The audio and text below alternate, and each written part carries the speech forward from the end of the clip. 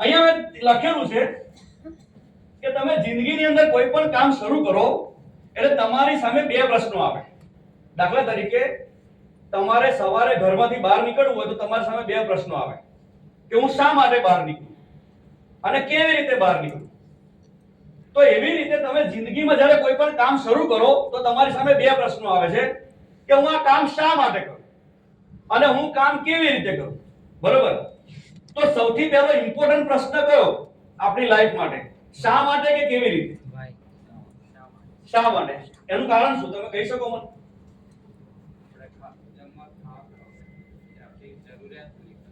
હા, એટલે તમને બીજી રીતે પૂછું. શા માટે? એટલા માટે કારણ કે તમે કોઈ પણ કામ તમારું એક પગલું પણ તમે ભરો ને તો સૌથી પહેલો પ્રશ્ન એ થાય શા માટે. દાખલા તરીકે દીપકભાઈ હું તમને એમ પૂછું કે દીપકભાઈ તમારે અહીંથી અમદાવાદ જવાનું, તો મને પહેલો પ્રશ્ન કયો પૂછો? શા માટે? બરોબર ને? કેવી રીતે નહીં પૂછો, રાઈટ? 95% લોકો આ બિઝનેસ શરૂ કરે છે એ લોકો પહેલા હાવમાં ફસાઈ જાય છે. કેવી રીતે કરવાનું? હા કે ના? આપણે શું નક્કી કરવું પડશે પહેલા? મારે વેસ્ટિંગ બિઝનેસ શા માટે કરવાનો? હા કે ના? અને જેટલા લોકોએ નક્કી કર્યું કે મારે શા માટે કરવું છે એ લોકો ટોપ ઉપર પહોંચી ગયા.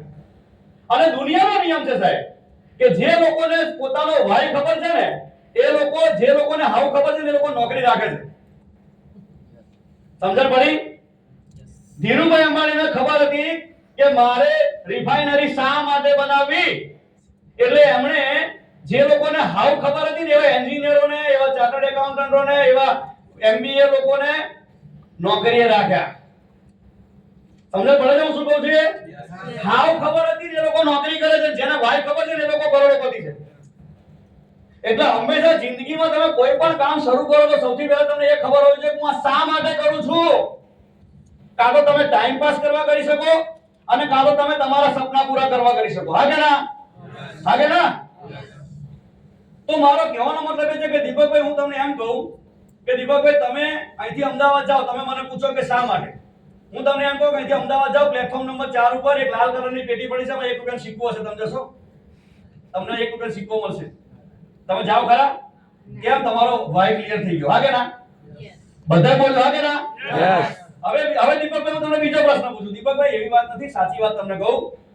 તમે અહીંથી અમદાવાદ જાઓ, અમદાવાદ પ્લેટફોર્મ નંબર 6 ઉપર એક કેસરી કલરની પેટી પડી છે, એમાં 10 કરોડ રૂપિયા છે અને તમે 3 કલાકમાં પહોંચો ને તો જ તમને મળશે. હવે તમને પૂછો હશે કેવી રીતે જાવ? તમે બસમાં જાઓ, ગાડી લઈને જાઓ, ટ્રકમાં જાઓ, ફ્લાઇટમાં જાઓ, હેલિકોપ્ટરમાં જાઓ, સ્કૂટરમાં જાઓ, બાઇક લઈને જાઓ, બુલેટ લઈને જાઓ, ગમે તેમાં જાઓ. હા કે ના? કેવી રીતે કરવું ઇમ્પોર્ટન્ટ નથી. જિંદગીમાં તમને એ ખબર પડી જાય કે મારે શા માટે કરવું, એટલા માટે તમારે ક્યારે જરૂર નહીં પડે કે તમારે કેવી રીતે કરવું. તમને એક વખત ક્લિયર થઈ ગયું કે મારે આ કામ શા માટે કરવું તો કેવી રીતે કરવું ઇમ્પોર્ટન્ટ. 95% મહત્વ ભાઈનું છે શા માટે કરવું. અને ડાયરેક્ટ સેલિંગ અને નેટવર્ક માર્કેટિંગ, થેન્ક્સ ગોડ, ભગવાનનો લાખ આભાર માનું છું. Thank you Deepakbhai.